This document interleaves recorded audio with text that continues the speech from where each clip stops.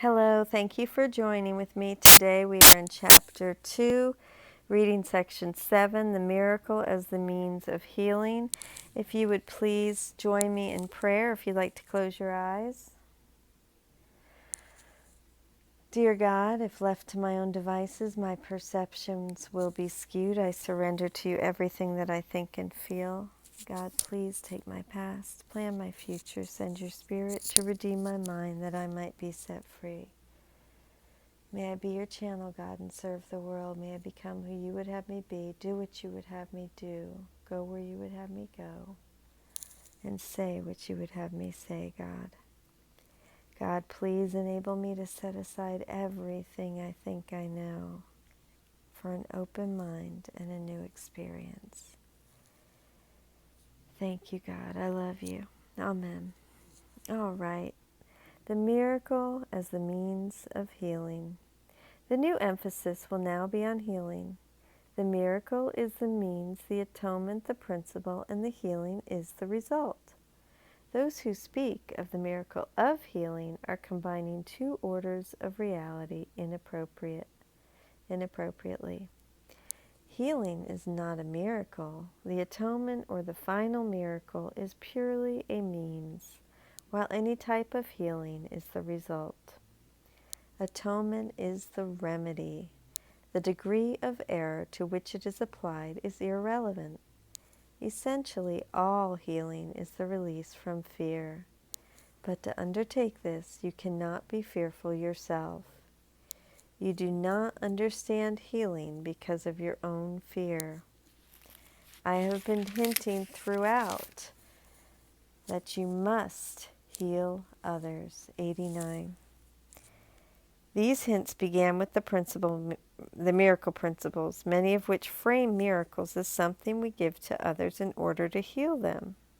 For instance, miracles are a form of healing. They supply a lack and are performed by those who have more for those who have less.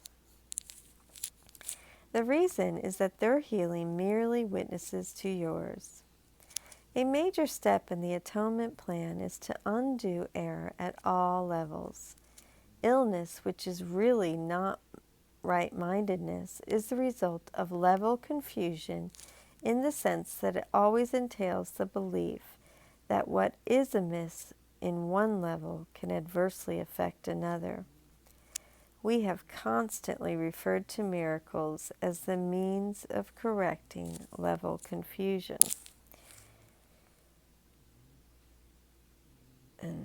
A miracle rearranges the order of perception and places the levels in their true perspective. This heals at all levels because sickness comes from confusing the levels, and that just references where you can find that. I will pause on that, or you could just press pause on the video. 90, there you go. Sorry.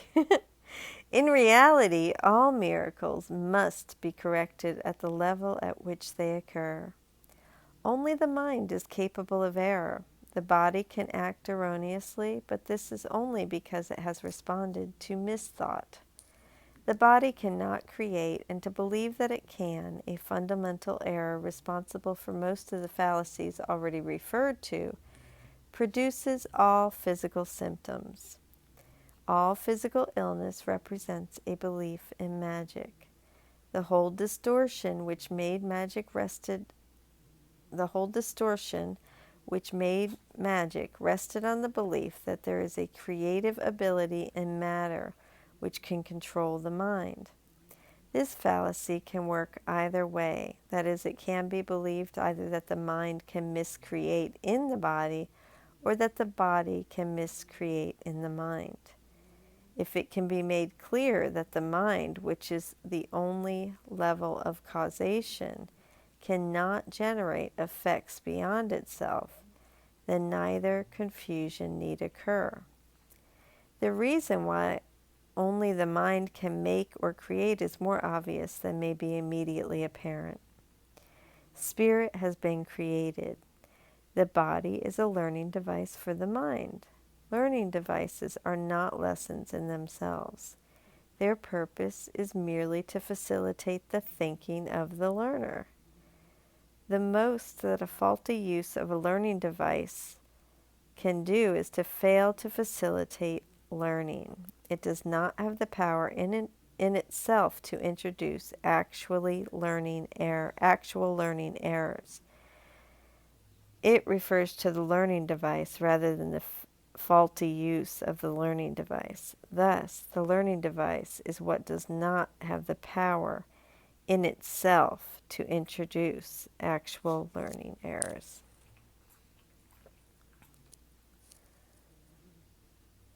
The body, if properly understood, shares the invulnerability of the atonement to two-edged application.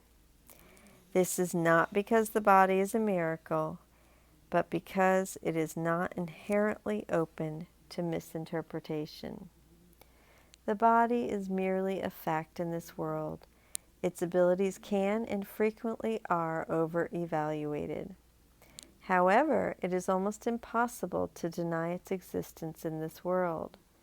Those who do are engaging in a particularly unworthy form of denial. The use of the word unworthy here implies simply that it is not necessary to protect the mind by denying the unmindful. There is little doubt that the mind can miscreate. If one denies this unfortunate aspect of its power, one is also denying the power itself. The unfortunate aspect of the mind's power is its ability to miscreate, which it has exercised in making the body.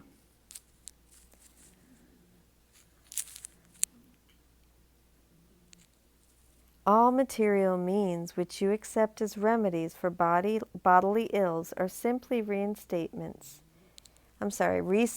of magic principles. It was the first level of the error to believe that the body created its own illness. Thereafter, it is a second misstep to attempt to heal it through non-creative agents. It does not follow, however, that the application of these very weak corrective devices is evil. Sometimes the illness has sufficiently great a hold over an individual's mind to render him inaccessible to atonement. In this case, one may be wise to utilize a compromise approach to mind and body, in which something from the outside is temporarily given healing belief. This is because the last thing that can help the non-right-minded or the sick is an increase in fear. They are already in a fear-weakened state. If they are inappropriately exposed to a straight and undiluted miracle, they may be precipitated into panic. This is particularly likely to occur when upside-down perception has induced the belief that miracles are frightening. The value of the atonement does not lie in the manner in which it is expressed. In fact, if it is truly used, it will inevitably be expressed in whatever way is most helpful to the receiver, not the giver. This means that a miracle, to attain its full efficacy, okay, you got it, must be expressed in a language which the recipient can understand without fear. It does not follow by any means that this is the highest level of communication of which he is capable, but it does mean that it is the highest level of communication of which he is capable now. That the whole aim of the miracle is to raise the level of communication, not to impose regression in the improper sense upon it.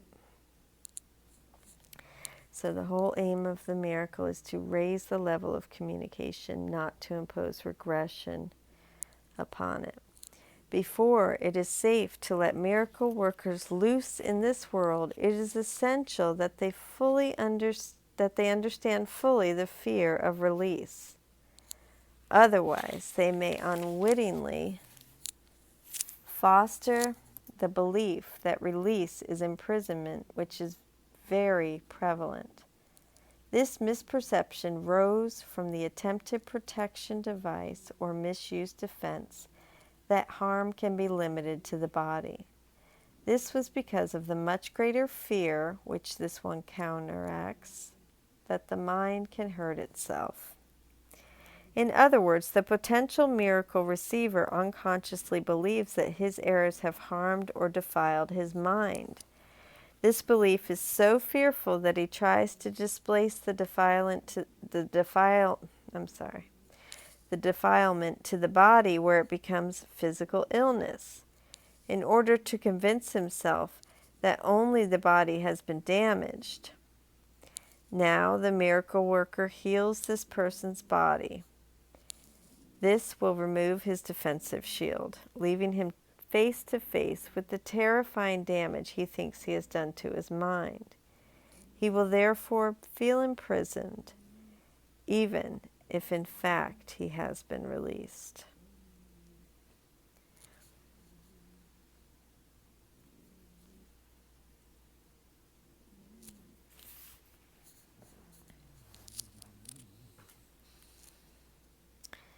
I'm just looking for where I left off. I always do this. I can't find it.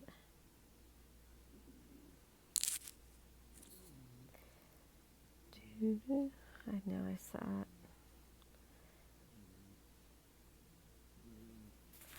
I know it's near the top. Hello, I'm sorry. I'm not going to, I usually will try to clean up this video. There it is, that the mind can hurt itself. Neither error is really meaningful because the miscreations of the mind do not really exist.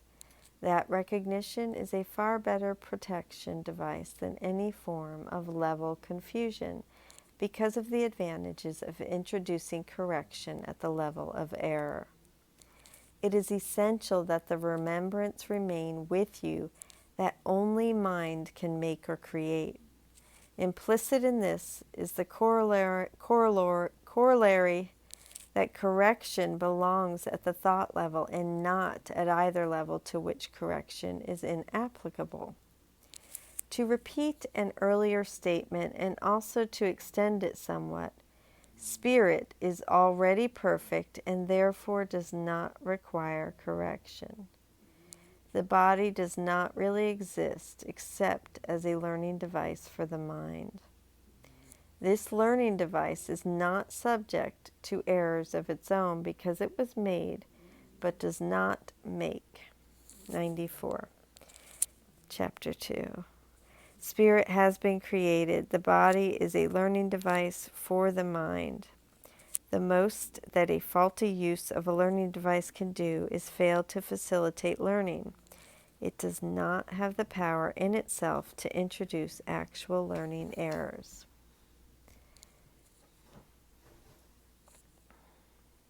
It should be obvious then that correcting the maker or inducing it to give up miscreation is the only application of creative power which is inherently meaningful at all. We said before that magic is essentially mindless, or the destructive, miscreative use of mind. 95. Without conviction, thy deteriorate into magic, which is mindless and therefore destructive, or rather the uncreative use of mind. Physical medicines are a form of spells. In one way, they are a more benign form in that they do not entail the possession fallacy, which does enter when a mind believes that it can possess another. Since this is considerably less dangerous, though still incorrect, it has its advantages. 96. What is considerably less dangerous, though still incorrect, is the use of physical medicines.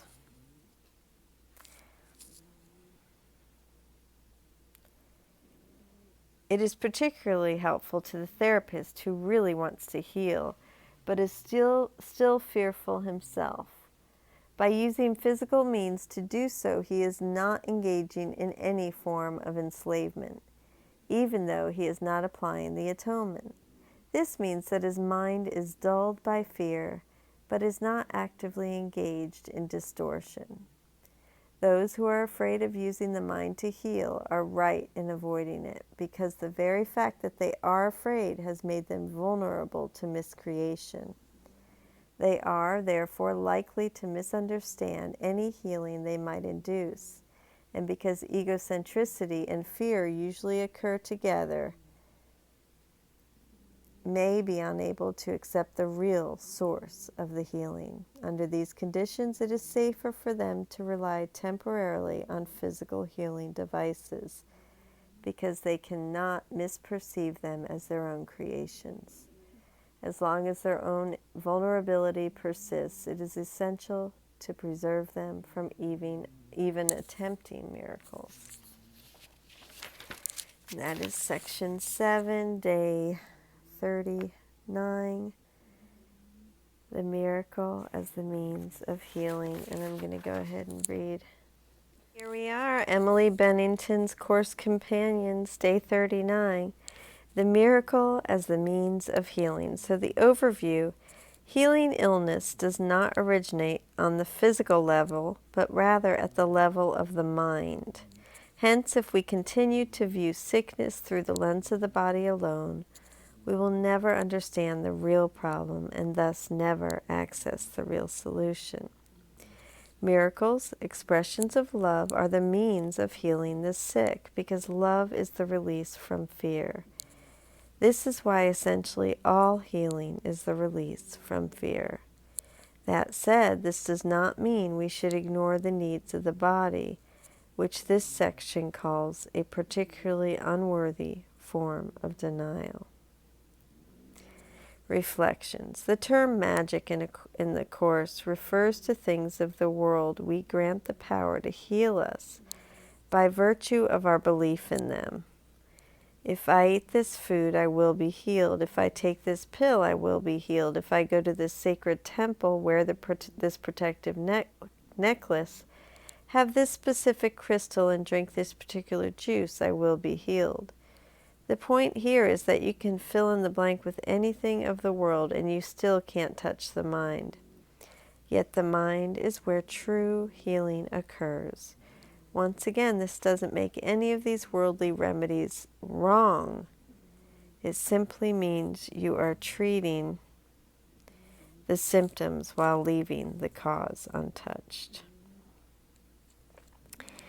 As you think about any illnesses you face in your own life, how can you more fully integrate the necessary magic with miracles? In other words, how can you give the miracle its full place and yet rely on magic to the degree you currently need it? Key passages. The miracle is the means, the atonement the principle, and the healing is the result. I love that. I have been hinting throughout that you must heal others. The reason is that their healing merely witnesses to yours. And I think that's it. That's all she wrote. I don't really have any comments about this.